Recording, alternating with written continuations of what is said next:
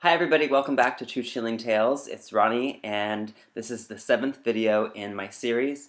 In this video I'm going to be talking about the experiences that I had when I first moved into my apartment at 1115 South Lincoln Street in Port Angeles, Washington. So in September of 2003, I left 409 Lopez, the house that I talked about in the fifth video, and I moved into 1115 South Lincoln Street.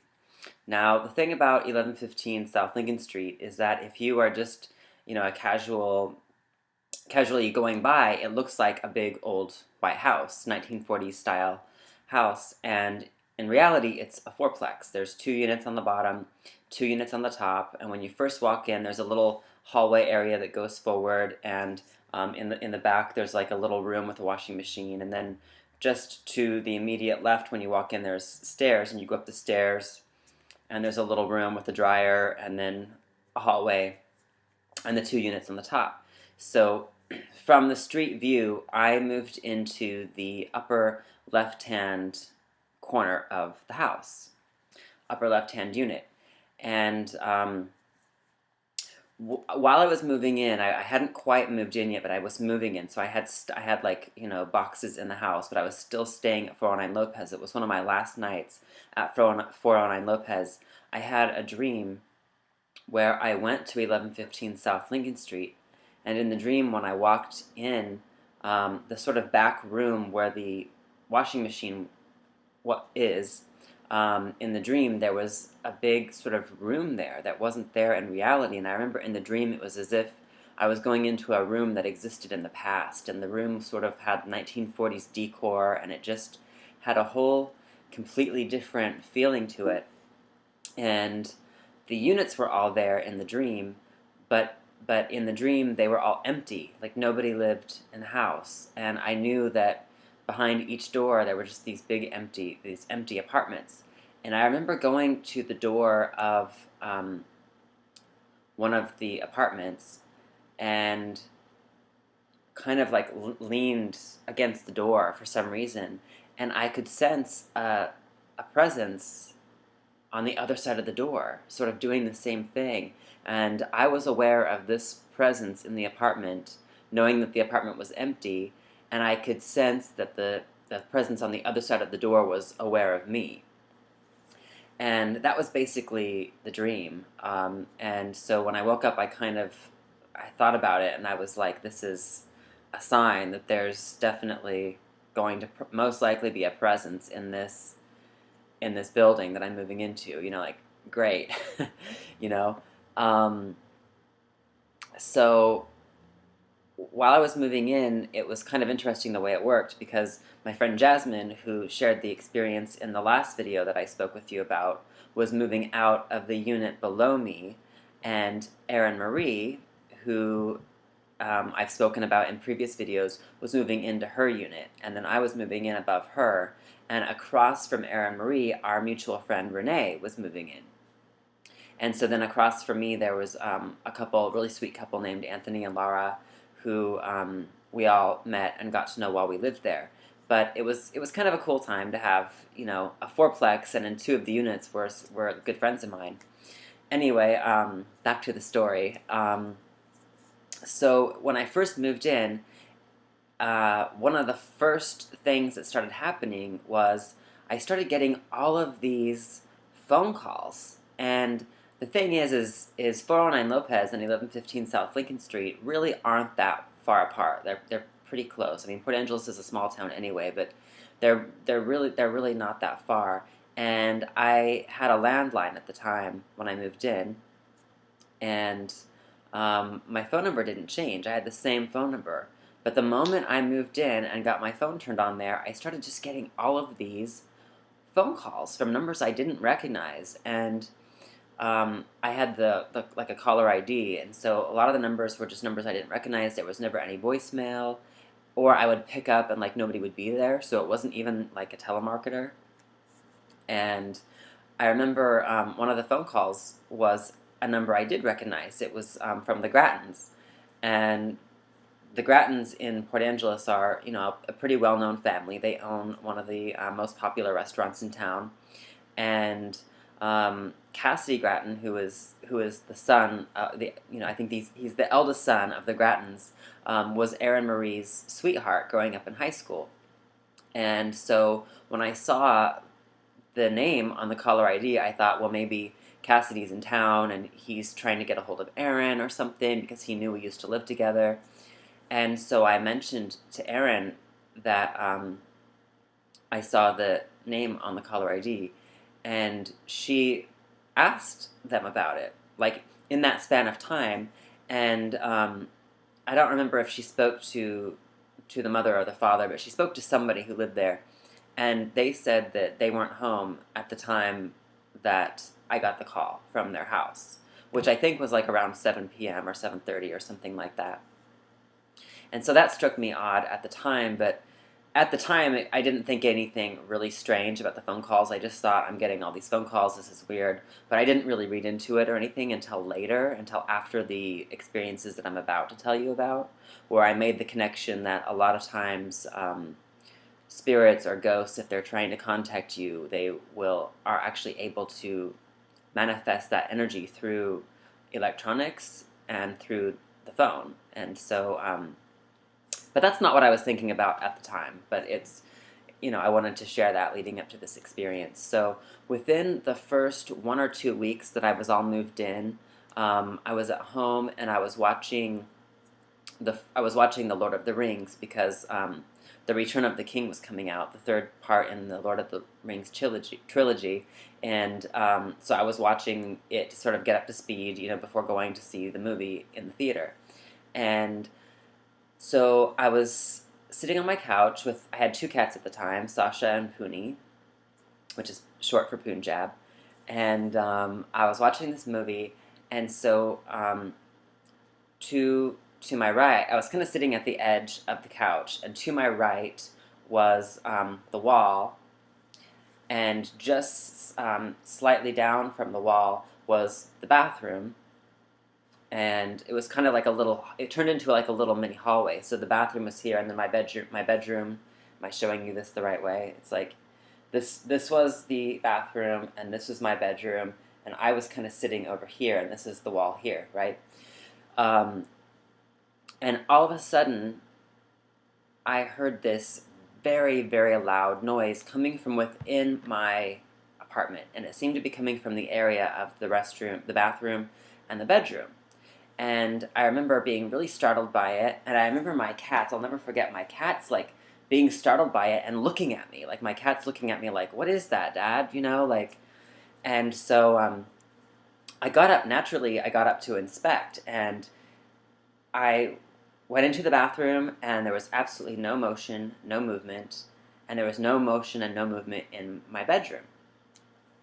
And I remember when I was in the bathroom, I was in the bathroom, I'm hearing this very audible, very loud sound, and there's no movement at all.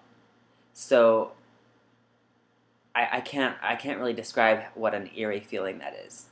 And the sounded like, the closest thing that I could describe it to would be if you imagined a very large, very strong person taking their hands and grabbing a hold of the shower curtain and shaking it back and forth as fast as it would go. And that's what the noise sounded like. That's the closest thing I can liken it to. And so while I was in the bathroom, I'm hearing this sound, and there's no movement, and then it just stops. And that was it.